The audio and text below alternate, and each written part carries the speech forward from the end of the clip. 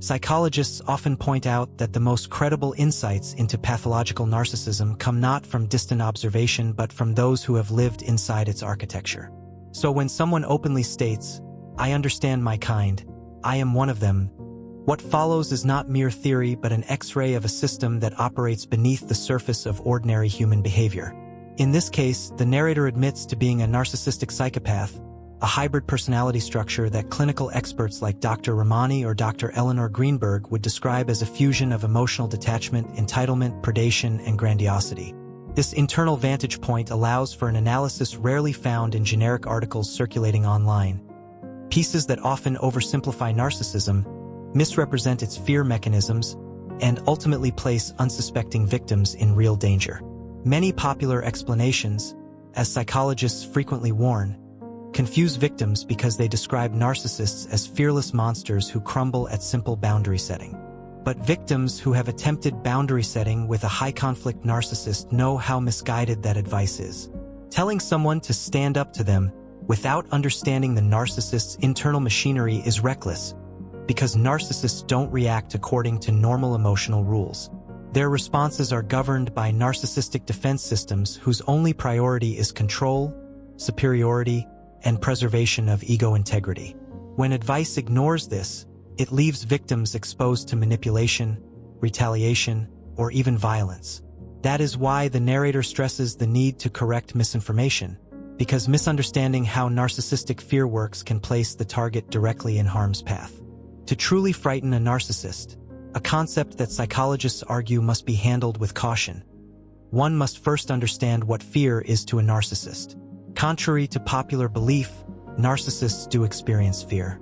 But as clinical research shows, they experience it differently. Their fear is not rooted in guilt, accountability, or moral discomfort. It is tied to loss of control, ego collapse, and threats to their dominance or survival. Narcissists may cloak this fear in arrogance, bravado, or even performative helplessness, depending on their subtype. Covert narcissists often use their anxiety as a manipulation tool, while grandiose types bulldoze over it with inflated displays of superiority. Yet beneath both patterns lies the same engine. Fear is weaponized, filtered, and redirected by the narcissistic defense system to restore a sense of mastery. Imagine, as psychologists often do, a narcissist walking down a dark alley. Their entitlement and grandiosity create the illusion of invulnerability, until a genuine physical threat appears. A large figure emerges holding a weapon. At that moment, the narcissist confronts a fear that cannot be denied or manipulated. The threat is immediate, physical, undeniable. Clinical experts refer to this as a collapse of the narcissistic shield, where primitive survival instincts override ego-driven fantasies of invincibility. The narcissist's mind calculates rapidly. This looming presence threatens their autonomy, their physical existence, and their ability to maintain control over their environment. For the narcissist, fear becomes a functional emotion, not something to introspect but something to obey, because their psychological system is built to use emotions solely as tools. Psychologists explain that narcissists almost never face their feelings. Instead, their emotional responses are hijacked by an unconscious operating system whose goal is to maintain dominance and avoid ego injury. In the alley scenario, their system offers 3 possible responses, each described in trauma and personality disorder research as assertion of control strategies. The first strategy is direct confrontation, which might involve threatening the attacker, attempting to intimidate, bargaining, or striking first. Clinicians call this the fight mechanism, not courage, but a desperate attempt to reassert superiority. The second strategy, indirect control, is unavailable here because there are no external parties to manipulate. The third strategy, and the one most likely activated, is withdrawal, not as a gesture of wisdom, but as a calculated way to regain control by removing themselves from the threat. The narcissistic system views retreat not as humility, but as a victory. The danger is neutralized because the narcissist chose to remove themselves. And so fear becomes useful. It mobilizes them to run, to seek help, to use other people as instruments. Perhaps knocking on a door, demanding someone call the police, or hiding until external forces neutralize the threat. Psychologists call this instrumentalizing fear, and it demonstrates that fear in narcissists is not emotional vulnerability but survival coding. This leads to the first legitimate method of frightening a narcissist, presenting a genuine, undeniable threat to their power, safety, or control. Not the metaphorical threats people imagine. Not dumping them, setting boundaries, or withholding affection, but concrete, existential danger. Pointing a weapon at a narcissist, threatening to physically overpower them, or placing them in a situation where they might lose their life can absolutely evoke fear. Yet psychologists warn, what follows next is unpredictable, because the narcissistic defense system may trigger panic, pleading, aggression, bargaining, or violence. Their reaction will not be rational. It will be whatever their system calculates will restore control fastest. However, and this is where psychological insight matters, not all threats produce fear. If you cut off their financial support, they may not tremble. They may explode in rage. If you attempt to expose their lies, they may not cower. They may escalate into revenge campaigns. Narcissists interpret many threats not as fearful stimuli, but as attacks on their superiority, which triggers not fear, but narcissistic rage. Psychologists explain that this rage is a defense used to destroy the source of ego injury. So while a life-threatening situation reliably evokes fear, most interpersonal threats do not, because the narcissistic mind believes it can overpower, manipulate, or punish its way back to dominance. This is why frightening a narcissist is never safe psychological advice. Clinicians warn victims. The closer you get to provoking fear or ego collapse, the higher the risk of retaliation. Narcissists who feel cornered often lash out with physical aggression, smear campaigns, self-victimization, or legal manipulation. Their need for control is so absolute that they may destroy everything around them, including themselves, just to avoid acknowledging vulnerability. Therefore, the narrator clarifies, while it is possible to evoke fear in a narcissist, the situations that guarantee it are typically life or death scenarios. Holding them over a cliff, a gun pointed directly at them, a moment in which their body, not just their ego, senses annihilation.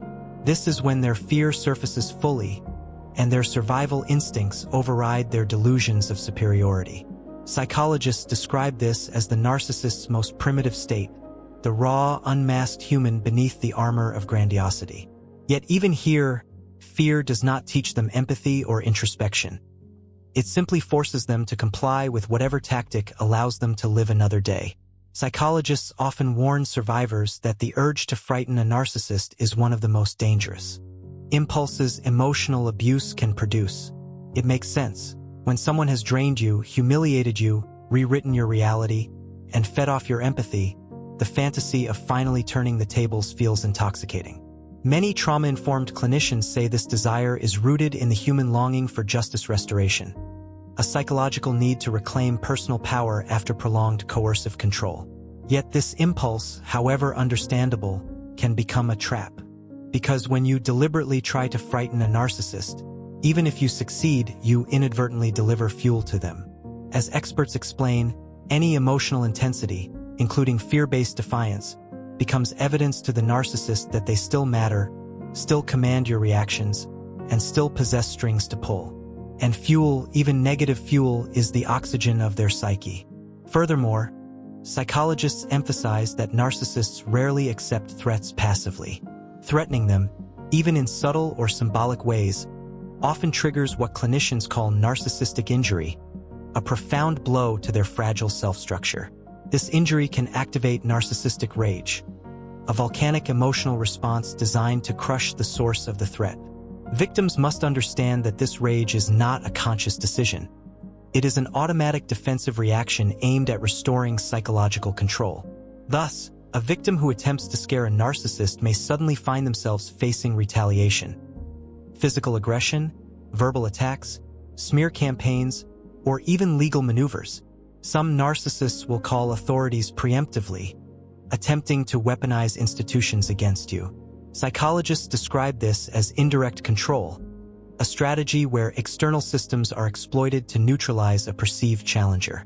And perhaps the cruelest irony, as experts in trauma recovery note, is that many victims end up disappointed or hurt even when their attempt works. They expect the narcissist to experience the same kind of fear normal people feel: humbling, sobering, reflective fear. But narcissistic fear is not followed by insight. It leads only to further manipulation or aggression. When the narcissist fails to respond correctly, the victim may feel even more invalidated. This is why therapists warn against engaging at all. Attempting to frighten a narcissist keeps you psychologically tethered to them, feeding both the narcissist's ego and your own emotional thinking, which clouds judgment and weakens boundaries. For empaths, who make up a large portion of narcissistic abuse survivors, the danger is especially acute. Trauma specialists frequently observe that empaths struggle to maintain no contact because their emotional thinking hijacks their desire for fairness, closure, or vindication. Their compassion, sense of justice, or latent defiance becomes a weapon turned inward, pushing them to reopen contact under the illusion of empowerment. But every attempt to punish the narcissist, scare them, or make them understand the pain they've caused only tightens the emotional bond and increases the survivor's cognitive dissonance. Clinically, this is known as trauma attachment, a neurobiological loop that pulls survivors back into the very dynamic that harms them. Psychologists stress that what feels like strength in the moment is often the nervous system reenacting the trauma rather than healing from it. Even when fear-based tactics work, they carry legal and ethical risks. Threatening a narcissist's life or safety, even hypothetically, can open the door to criminal charges, further entangling you in a web that the narcissist can exploit. Some survivors fantasize about dramatic confrontations, imagining the moment the narcissist finally feels vulnerable. But clinicians caution that these fantasies are normal reactions to trauma, mental rehearsals for reclaiming control, but not paths to actual recovery. And, of course, the narcissist's response is unpredictable. Lower-range narcissists may panic and crumble. Mid-range types may flee, cry, or beg. Higher-range narcissists may become cold, methodical, and vindictive. There is no safe way to weaponize fear against a disordered psyche. That said, experts acknowledge that certain categories of narcissists, particularly mid-range A and mid-range B types, are more susceptible to fear-based triggers because of their dependency on external validation and their underlying emotional fragility. These individuals often fear exposure, abandonment, or loss of reputation. Their identities are built on shaky scaffolding, so threats that destabilize their fabricated image may induce fear rather than rage. However, psychologists clarify that this fear does not produce accountability or change. It simply motivates the narcissist to manipulate their environment more aggressively to restore control. Even in these cases, the victim gains nothing from witnessing this fear. Only more entanglement, more drama, and more danger. This brings us to the second, far more powerful method of frightening a narcissist, the one endorsed by virtually every psychologist specializing in personality disorders: no contact. Unlike confrontation, no contact does not endanger the victim or provoke unpredictable retaliation within the moment. Instead, it delivers a psychological blow that bypasses the narcissist's defenses and strikes at the core of their disorder.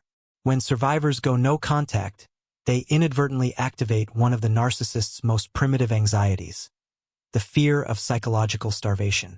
Without fuel, attention, praise, emotional reactions, conflict, or dependency, the narcissist begins to unravel internally.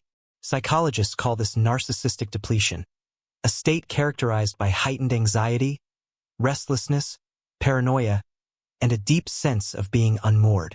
From the narcissist's perspective, no contact is a multidimensional threat. It eliminates their ability to control you, strips them of fuel, removes the conveniences and benefits you provided, and forces them to confront the very thing they cannot tolerate: their own emptiness.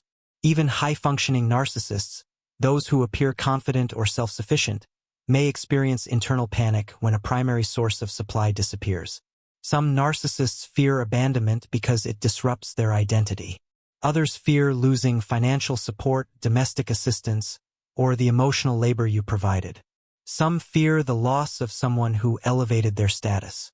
And many, especially mid-range varieties, fear being alone because solitude forces them to face emotions they are incapable of processing. Psychologists also note that no contact protects the victim in multiple ways.